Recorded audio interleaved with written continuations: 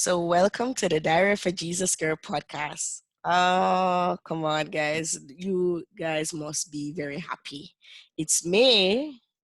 All right. I know that some people are not happy because there's still a pandemic. Corona is still just kind of, it's just not going good. But we just continue to trust in the faithful God that we serve. We continue to just believe that there is life after Corona. And even during this time, there's still so much that we can give thanks for, right? So I recently saw a meme that says, the roads are clearer and the air is cleaner and people are staying home with their children and less fast food. And, I guess it was just to encourage us that there are still things to give thanks for. So for this month in May, we're doing two special episodes where we're giving the young people a voice. Now we know that May is celebrated Child's Month, but it's also Teachers Day and Mother's Day, and but we want to spend the next two episodes just talking to some young people who want their voice. And of course, you know that this year we released the Living a Royal Reality Teen Edition. Woo, woo, right? Where 11 teen girls just shared their story.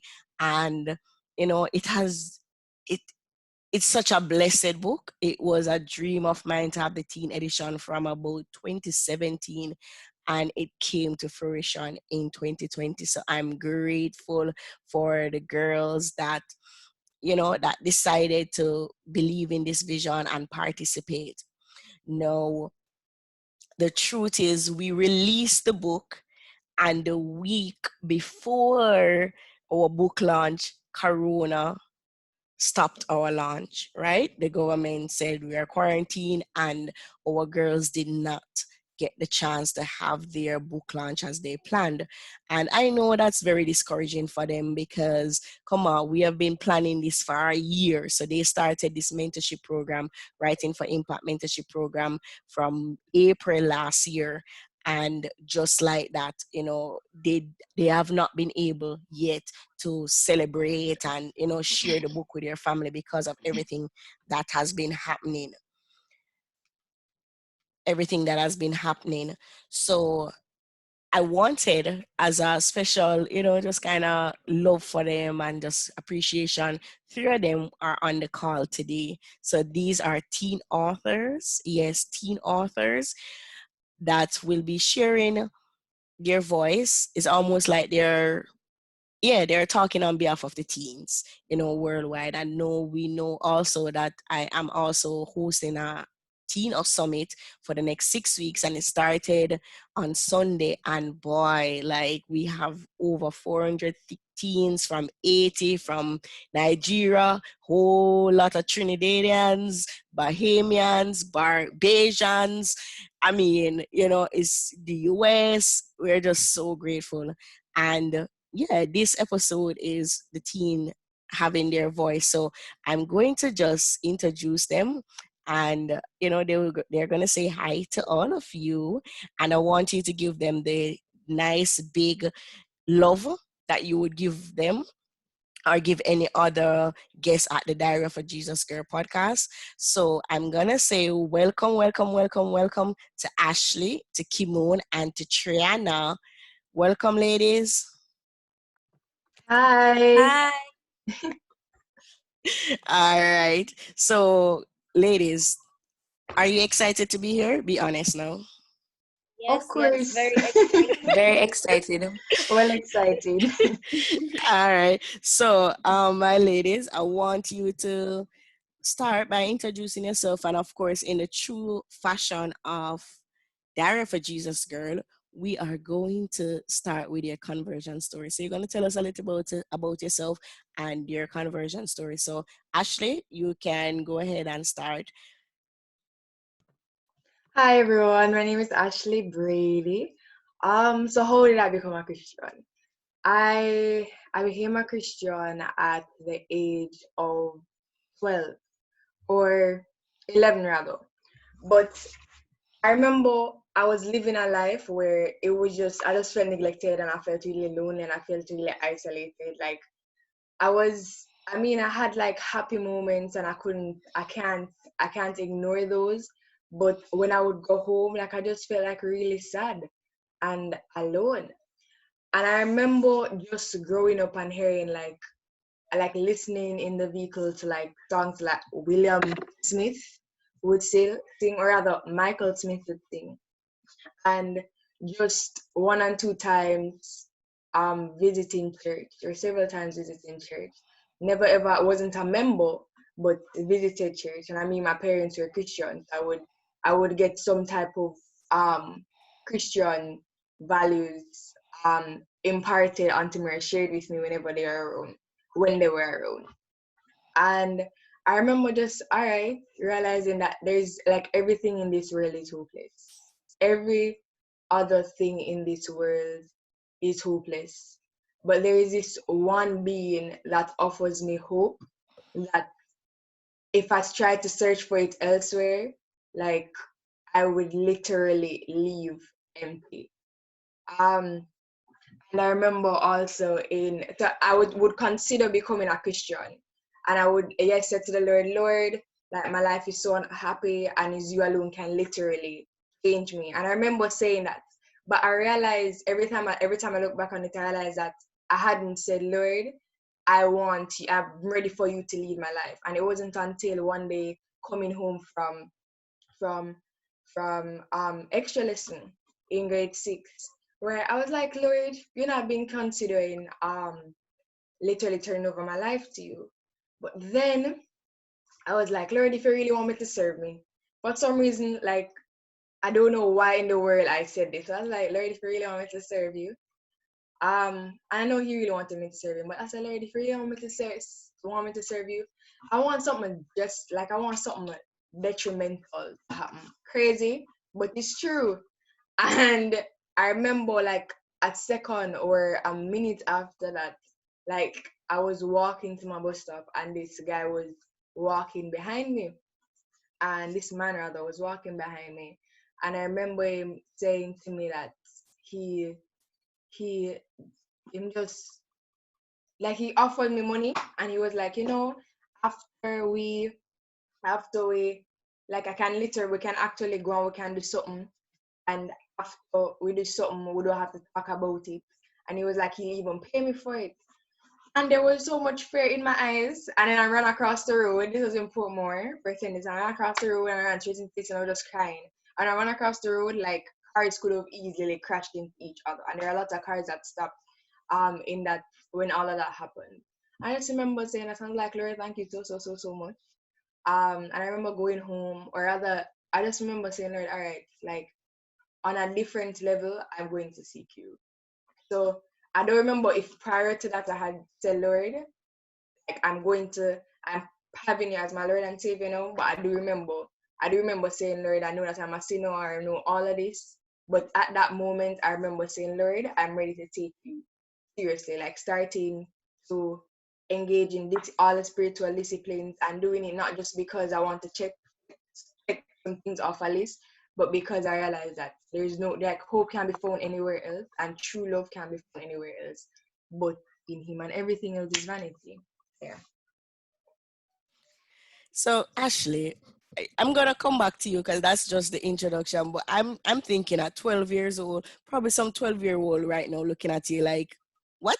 Like, what this girl know about feeling empty and like, girl, bye. Like, girl, bye. So I'm coming back to you, Ashley, regarding that. So we go ahead with Kimone. Kimone, go ahead and tell us a little bit about you and how your conversion story.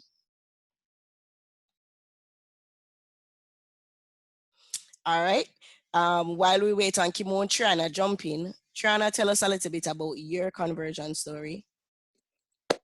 Hi everyone, my name is Trae-Anna Wilkins. I am 19 years old. I have been born and raised in the Pentecostal Gospel Temple. So you can call me a church. I was born in the church. Um, I got baptized on May 1st, 2011. I always remember it because it was a children's Sunday, and a lot of us were getting baptized, and it was just an amazing day. Um, even though I was always in the church or at church, at home it wasn't necessarily that great because my family is a bit dysfunctional, you know. Um, it's what most people would call like a broken family, and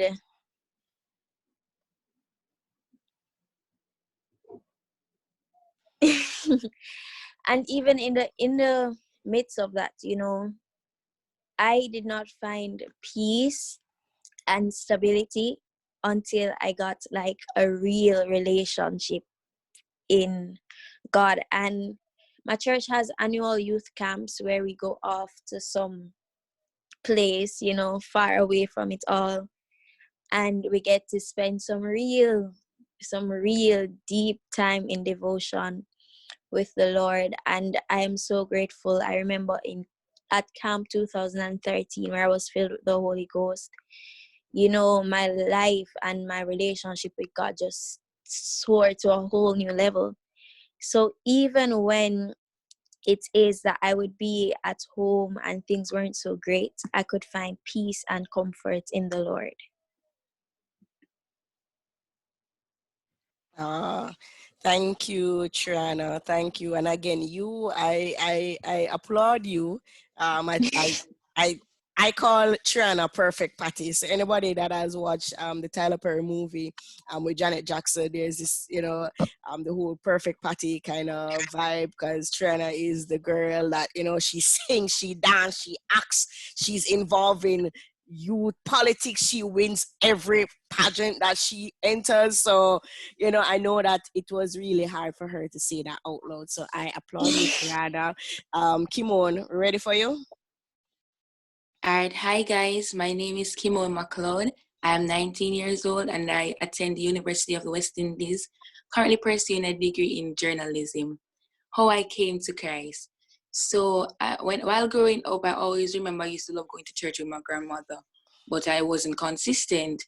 And when I was in high school, I was kind of in a dark place where I never knew what I wanted to do, and life was a bit tough. And growing up with a single parent, it was really hard for me.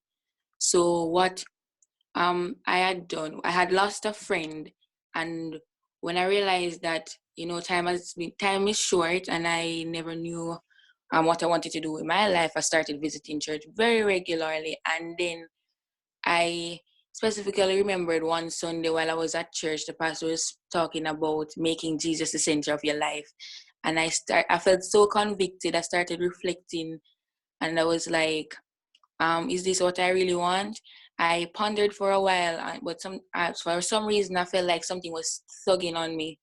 And then I decided to say, um, while I was in that dark place, when I always learned to pray, and when I prayed and I asked God to just give me the strength or take me out of this situation, it always had happened. So why wouldn't I want to serve someone like this? And that's when I surrendered. And this was last year, August. So I'm still new to the kingdom of God, but it has been really great. Okay. Okay, Kimon. Thank you for sharing that. So I want us to start by having just a conversation about what's going on with the teenagers, right? So you are all teenagers, just leave high school, you know, Kimon and Ashley is first year in university. But I want to know what's going on in the teenage world. In my time, I remember going to high school, and in when a girl was not a virgin in high school, boy, she would hide that because you would be almost ashamed. Everybody is saying they're virgins. No, I find that right now is actually the opposite. Like a girl, like young girls are afraid to say they're virgins. No, that's just one of the culture. Or I would say the culture shock that has experience since I've been mentoring girls. Another thing is that I realize that a lot of young ladies have just been experiencing a lot of abuse. Just like how Ashley shared, this older man, this big man, she's 12 years old, offering her money to have sex with her, and that is very scary, and I know a lot of young girls that have been sexually abused, and I'm sure this is just not happening now. But I want you ladies to tell me what's going on. Tell me who first wants to start. Go ahead. Tell our listeners, because when I talk about these things, adults look at me like, oh God, Crystal, you're just exaggerating. I want to hear from the mouth of the young people. Let your parents, let the adults hear what are some of the things that are going on in school. Just whoever wants to start, go ahead. All right. You had mentioned earlier, which is so true, where we live in a world today where young people, teenagers and young adults, we're um saying that we're virginity, like we no longer have our virginity, apparently is in style. And along with no longer having our virginity, basking in things that don't make any sense. And like example, many people talk about depression as if they're depressed. So it's no longer just something that's really, really serious, and something that needs to be worked on, but no, it's in style. I mean other things. What I realize, however, is that there's there's a lot of peer pressure, and a lot of young people are pressured. Not just defining, but a lot of young people are pressured. And a lot of us are pressured because going back to what you said earlier, where in your days it was a thing where like it's a prized position to still have a virginity. Our age is one where we act on our curiosity. So we're not told about something, and um we're told often that we must just do this and don't do that, or don't do this. And many times you're not told why. And because you're not told why, we say, all right, cool, let's just go try it out for ourselves. Um, so yeah, let us go try it out for ourselves. And then when it is that more people, there's an increase in the amount of people that actually do it, and then they actually say they enjoy it. I remember, sin tastes nice. So because sin tastes nice, regardless of what it is, True. we're gonna enjoy it. And then you Yes. realize that all right, even Christians struggle too, and fall where okay, a lot of people are doing this, and this is what is in style, and this is what is accepted, and all of us want to be accepted. So once it is that many people realize that okay, this is what is accepted, even if I feel a little uncomfortable because I want to be accepted and I want to be valued and I want to look like me, I say something, let me do this until we just end up making it a practice, and a practice becomes a habit, and a habit becomes a lifestyle, and a lifestyle is hard to break. So which is why a lot of us struggle now. And a lot of us, the truth is, a lot of us want to actually come out of it. Um, but we're like peer pressure is not just from one person, but a number of people. And the greater the effect and the deeper we are, it's the harder it is to come out. Especially because sin itself, there's so much shame in sin. So you don't necessarily there's so much shame in sin in the sense where um to talk about it, and to talk about wanting to come out, and to talk about how it is that you want to come out, and actually taking the step to come out is hard because growing pains are hard. So yeah, a lot of us are struggling with self-esteem, with insecurity, with sexual inter some of us actually engaging in it, and some of us are sexuality altogether. Um and I mean, it's a reality, and unfortunately, it's a reality that we have to face, especially in a world where we don't necessarily uphold the standards of God. Or, yeah, we don't uphold the standards of God, Yeah. and adhere to the truth of Yeah. it. Yeah. Agree. Thank you, Ashley. Anybody else want to answer that question? I mean, as Ashley mentioned, right? These are the things that are going on, and we've seen in our society where is more less and less young people are going to church, or they're being exposed to the principles of God. I tell people all the time, I never know sex before marriage was wrong. Like that, even when I became a Christian, it didn't make sense. Right? Because like God can't like that's outdated. God knew that was that time, but it's not this time. So Kimone, anything that you want to share? You definitely, unlike Trae-Anna that grew up in church, you did not become a Christian until you're like 18. So I would love for you to share your experience about, I know you grew up in the country, came to Kingston, you grew up in, just immense poverty, trying to go to school. Talk to us about that experience. All right, so um, I grew up in Portland and I moved to Kingston in my preteen years, and I lived in the inner city for a while. And while living in the inner city, as Ashley stated before, peer pressure was evident because if you don't do something that everyone is doing or most young persons are doing, you're deemed as boring, right? So it was hard to stay focused living in the inner city. You see everyone around you doing that one thing, and they're saying that you should do it too, or you're boring and you want to fit in, you want to be like everyone else, so you automatically go ahead and do it. And because you don't have anyone around you to say you should not do it, or while they say you should not do it, they don't give you a reason, right? So while growing up in the inner city, as you said, Crystal, I faced intense poverty because I grew up with a single parent. My dad died when I was a baby, actually. So it was my mom, and she never worked. She was self-employed basically. So I I went to a traditional high school, and it was very expensive, and there were a lot of things that I did not have, but I decided to go to school same way because I realized that I never wanted to stay in that living condition that I see in the ghetto, so I'd have to use education to get out, right? Um, After a while, I lost that motivation. I started slacking off. I started doing the things of the world. I started doing what everyone else was doing, like partying, fornicating, gambling. Gambling was like a lifestyle for me, and I never knew. Well, I knew it was wrong. However, that was my own. Well, that seems as if it was my only way out to just gamble to make money because life was so hard and I needed the money.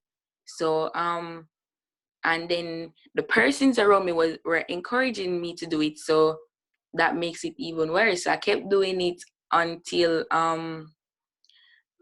I it's like I was in a very very dark situation, and it's like no matter how much I fornicate, no matter how much I gamble, no matter how much I party, no matter how much I drink, I just never felt fulfilled. And I decided to turn to Christ, and by just praying and asking God to help me, and that never just came over time either. It's because I was motivated by someone to always have faith in God, and that person, like, just watching them and the faith that they have in Christ, it kind of gave me a push to say that if this person can face so much things and they still have faith and they're still going, then I could do the same. So sometimes young person just needs a little bit of motivation, just a little tips of motivation for them to realize that there is better ahead. So yeah, that's what I have to say. Okay. All right. Thank you, Kimon. Trina, here's my question to you, because you say you grew up in church. And again, Trina is that person that is involved in everything, right? But I remember when we had when we had our teen mentorship program, and Triana brought down just kind of just sharing that she really just doesn't have it together. And I remember about two persons that were in they were like so shocked, and they started to cry too, because they're like, they always thought that Triana had it together. So I want you to, because again, there are some teens like Kimone that probably are just what would be considered bad because they might gamble, they might have sex, but then you have the nice girls in church like Trae-Anna, that's winning all the awards and all of these things, but they are still struggling in silence to keep up this thing. Trae-Anna, talk to us and talk to, if there's any young girl that is listening that probably is struggling to try to do this perfection thing. Talk to them. What would you say to them? And how have you been dealing with the family issues that you're struggling with? Because that's another thing that I hear a lot from my teens. They don't have great relationships with their parents, or if they even can talk to them to an extent, is almost like the consistent communication barrier still exists. So talk to us about your experience, Triana. Crystal, last night I spoke to God. I told him that I don't want Crystal to make me cry. And he never listened to me. Like, he did not listen. What did I do? Did not listen. No. Okay, go ahead.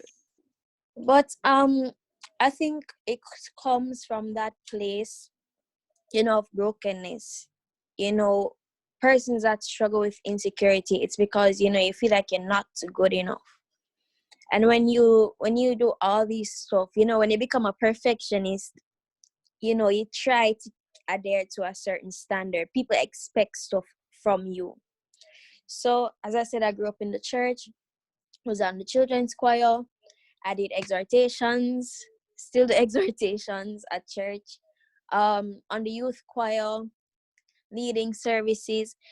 So the older persons, they're always expecting greatness from you. And that's a lot of pressure, because you feel like if it is that you slip, then you're just not good enough. And a lot of young people, whether you're a Christian or not, a lot of young people really struggle with feeling like you're not good enough. Especially when you try to be perfect, you still have that hint of insecurity there. But you posted something the other day, progress over perfection, and it reminded me of something I said in my most recent pageant. Um, I recently became Miss Camperdown 2020, and my question was, what do you believe is your biggest weakness? No, I really didn't want a question like that, because there were so many questions, There were so many questions that I could answer perfectly, you know. I could flash all my great stuff. There was this question that I really wanted about politics, and I was ready to tell them all the things I was involved in. But when I dipped my hand in that bag, the question came up: what is your biggest weakness? Like, Ouch. really? Like, really? Um, and I really loved that I got the opportunity to answer that question, because it was a self-check for me, you know. Um, and I came to realize while I was answering the question that my biggest weakness is comparison.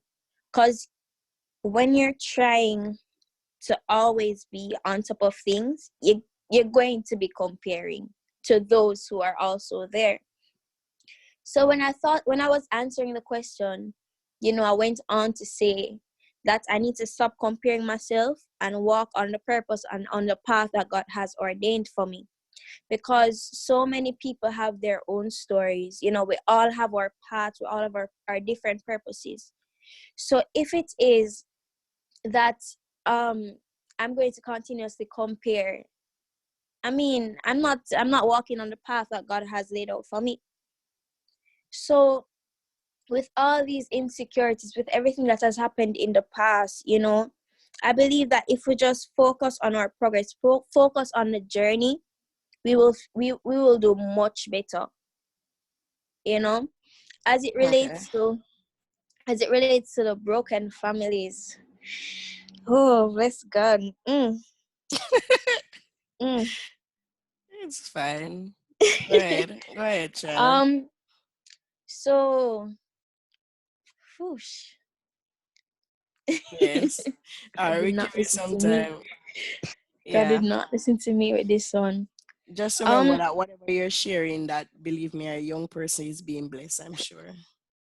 okay. So yes, I grew up in a home where I saw domestic abuse a lot. you know you're at home, I just don't know when something is going to happen.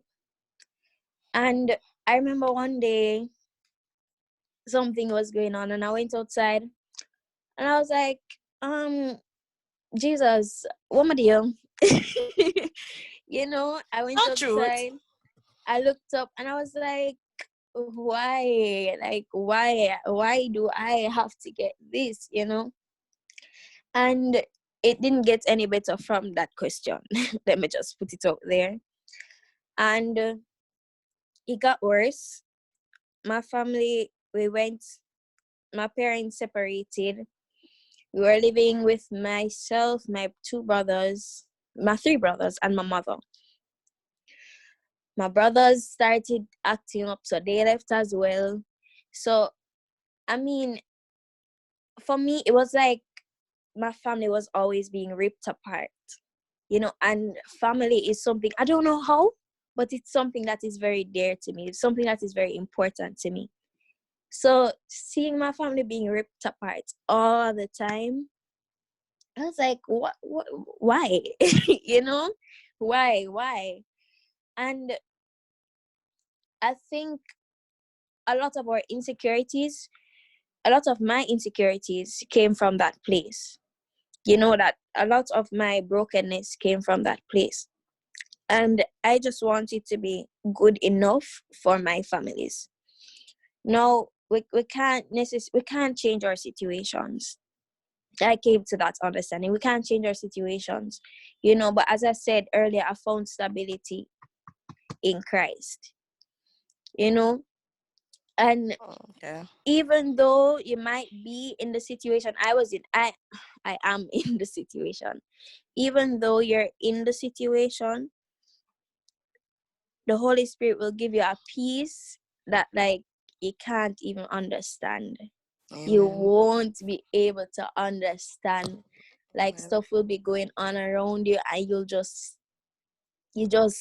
at peace. And that is the amazing thing about the presence of God and his anointing on your life. Amen. Thank you, Trae-Anna. Thank you for sharing that. And as I can't believe we're talking so long already. But my question for Ashley, because as you mentioned, Ashley is one of those teens, to be honest, that is very deep. From I met her, I'm like, what? This young girl, like, what should know about those things? So Ashley is very focused on stuff. And they always say that, two different brother, two different mind. It means that, there are persons that are more focused, and then you have some persons that for example, in Trae-Anna case, they would be the one that is rebelling, but Trae-Anna has through Christ found a way to just navigate her stress and her drama and allow God to intervene in her life. And other persons would have chosen otherwise. They would have decided, you know what, God was not good. Just like how we shared that for the last few podcasts, we talk about is God good based on, just different circumstances that we've been through. But I want Ashley, as we kind of wrap up, because I can't believe it's already time is flying so fast. Ashley, I want you to just talk about that, because she went to a all girls high school. And again, I know of Ashley's, I want you to share one of the struggles that you have had, a specific one. And also, how have you been able to keep focus and actually so bold with her faith? How have you been able to do that? Just share that with our listeners. Right. So um at struggle with faith, and then how I become bold as I ask. Hello? Yes, so how did you become, but before you got so bold, I want you to just kind Mm-hmm. of share a struggle that you have had during high school, something that you had to deal with. And I Mm-hmm. remember you shared one in the book. I don't know if probably that one would be a good one for you to share. And then you get to, how have you been so bold? Right, so I'm going to start out with the struggle, but I'm going to include it. So um a great struggle that I had was wanting to be accepted. I became a Christian. Interestingly, this happened shortly after I became a Christian. So I became a Christian um some months before I started high school. And I had read the scripture, which is why interpretation is so important. I read the scripture where Jesus found favor with God and man. I was like, all right, cool. That's so amazing. Like God, like Jesus is VG. And I mean, we all want to be accepted, but no, I was a Christian. So like, okay, Lord, Like if I'm doing things for you, I'll be accepted. But then I realized that's not how it works. Like that's not how it works. Especially when you want to do more and more for Christ, there will be rejection. Yes, there will be people that accept you, but there will also be rejection. Trying to mention something earlier about comparison, and I hear something often that comparison is a thief of joy. Um, but interestingly, I think it's really perspective because I was comparing myself to other people. I wanting to be accepted. So I would, I remember I had literally started to lie about certain things in my life. I remember lying, I can never forget this. I remember lying about um where I was born.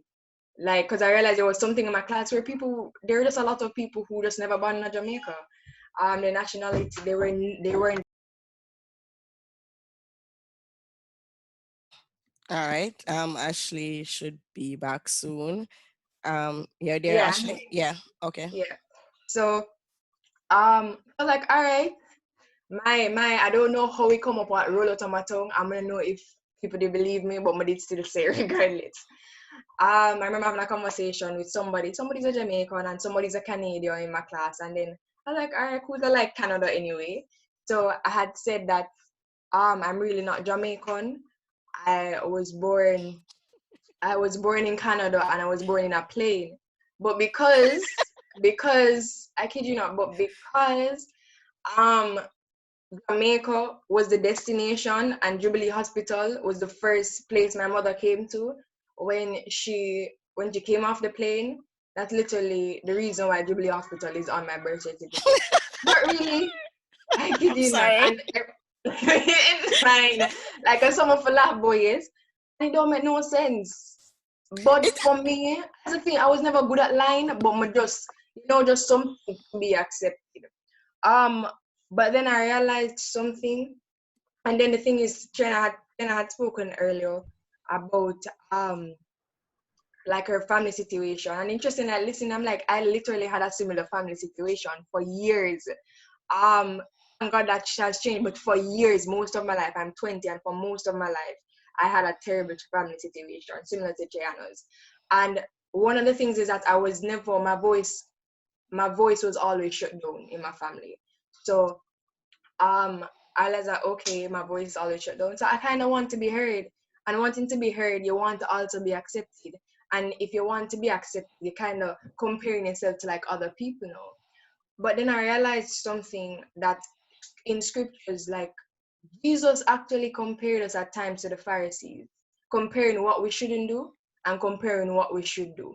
Paul also made mention of other people in scriptures who it's okay to like take things from. Example, when he mentions in Hebrews, um, um, the hall of faith, and he's literally mentioned these people because these are people that we can take a page from their book, and this is because these people have literally served Christ. I realized that it was really perspective in my comparison, and how it is that instead of comparing, so it's like I have a theory, destructive and constructive comparison. And the same thing with criticism, because it's similar.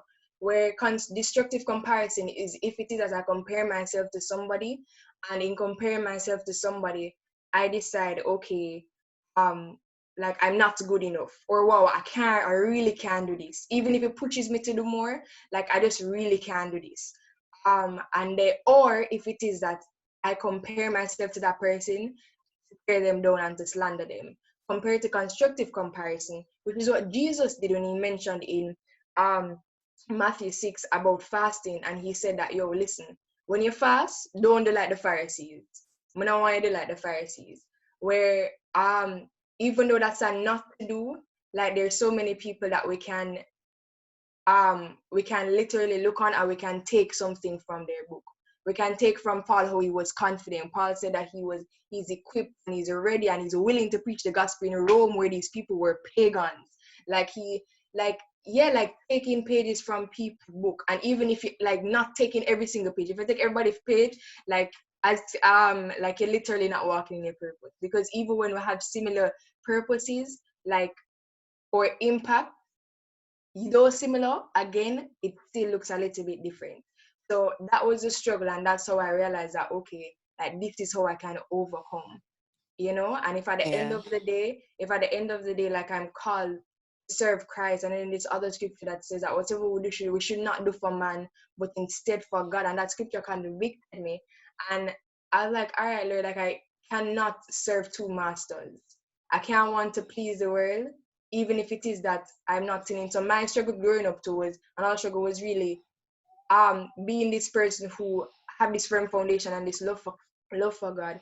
And then I was like, but at the end of the day, like I want people to come and serve God, but how do I do that? I ended up conforming to things. Example, the lying situation. Conform, and it was mainly lying, where I conformed to lying because in the end I was trying to please God, which don't make no sense. Like the means right there just don't justify the end. And then how I became bold is realizing those things. Realizing that, okay, so example with Crystal, I can compare myself like Crystal, you're very productive. And yes, there are times where you may not be as productive as you want to be, but you're productive. Also, I mean, you do several things, earn an income from several places, and not just that, but enjoying what you love. For stuff like that, for example, if I'm going to use an example, I can say, all right, Ashley, what is something that you want to do? And regardless, yeah, what is something that you want to do and you will enjoy it? Like you will enjoy it, even if it is that it's not exactly what you do. I can say, all right, I look at Crystal and I realize that whatever she's doing, she's enjoying it, and which pushes her to want to impact people. All right, actually, you want to impact people. What can you draw from Crystal's page, or Crystal's book? Draw the page of literally, um, just doing what you enjoy, and doing what you enjoy as a result of seeking the Lord for that, so yeah, that's how I literally became bold. I realized that my life is not my own, and that everything belongs to God. And the more I read scriptures, is the more I just didn't want to please God too. So it's like the Yeah. bold that I became. Yeah. Thank you, Ashley. I tell you, Ashley is boy, she start preach I talk about Paul and Matthew 6. And so I know many adults are roll them eyes like I know the story, but I never know that a Matthew 6 it come from. So that's Ashley for you guys. That's Ashley. But thank you for sharing that. Kimone, so Kimon, I want you again, I thank you for your boldness to share about, the gambling and, you feeling like you had to go out there to find your own, you had to gamble so you can make money, you had to have sex because that's the thing to do. I want you to share with persons now. I mean, there are many young people probably saying, okay, why should I believe this God thing? Yeah, I hear these girls, but Trae-Anna grew up in a church, so she don't know. Ashley, she get baptized young. Like I want you to talk to the young people about, that gap between does God exist? Why you think God exists? And how have you been managing now on your Christian journey? And you have a All few right. minutes because we need to wrap up. So go ahead. Okay. All right. So while most persons probably say they would not believe that God exists, that's something like I would personally say I could not explain that. But when you think about the things that God, has happened in your life, it has to be God. Who could do it but God, right? So I while speaking to some persons the other day, they're saying that, all right, so because you feel why you wouldn't consider that as coincidence, that it's just coincidence that you get a better life now, or you're out of certain situations. No.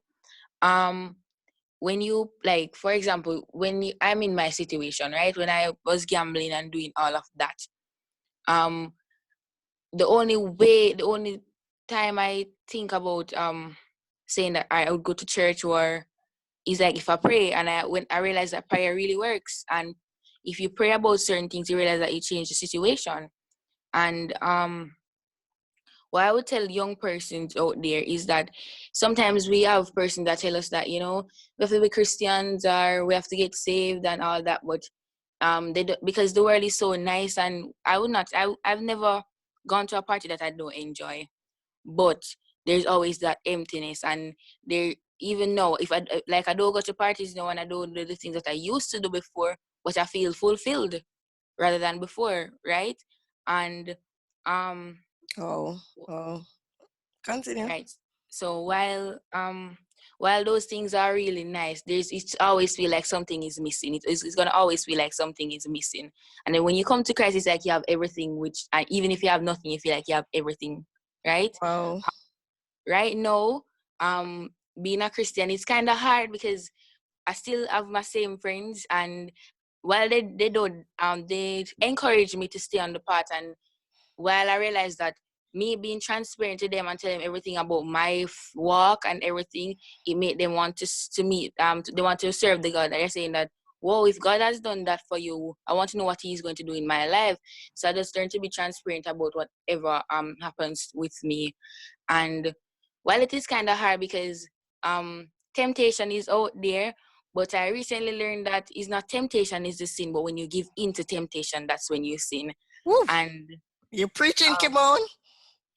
and that really taught me to just just staying true to me, staying and try to please God. Nobody else but pleasing God.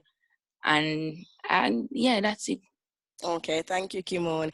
Trae-Anna, finally, I want you to just share. A lot of persons are struggling with confidence, and I know a lot of persons that, I mean, I've put Trae-Anna on my status, and so many adults like, oh my God, I love that young girl. I saw her perform at some apostolic thingy. I don't know where Katrina is everywhere, but I want you to talk to the young persons that are struggling with their confidence. What advice would you give them regarding boosting their confidence? How do, for example, people can say, but Trae-Anna, you're too enough. Trae-Anna, you talk too much.